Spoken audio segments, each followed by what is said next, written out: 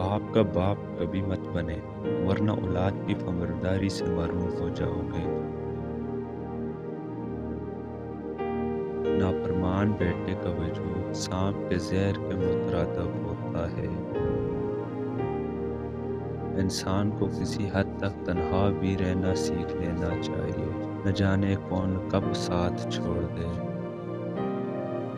دشمن اور منافق کے درمیان اگر صلح کی گنجائش پیدا ہو تو دشمن سے کیجیے، نہ کہ منافق سے۔ دنیا کو سچا ہونے کی دلیل نہ دو، بس یہی کافی ہے کہ اللہ سب جانتا ہے۔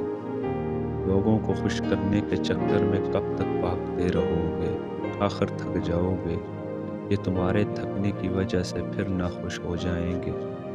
مسلمان اور گھوڑے کبھی جنگ کی شان ہوا کرتے تھے، آج دونوں ہی شادیوں میں ناچتے نظر آتے ہیں۔ انسانیت کی کتاب کا پہلا حروف احساس اور رحم دلی ہے۔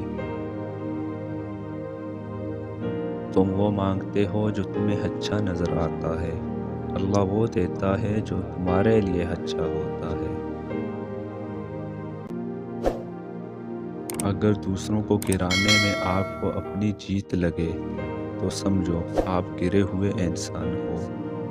آپ تک کے لیے اتنا ہی خیال رکھیے گا، اپنا بھی اور اپنے اس پیچ کا بھی۔ اللہ حافظ۔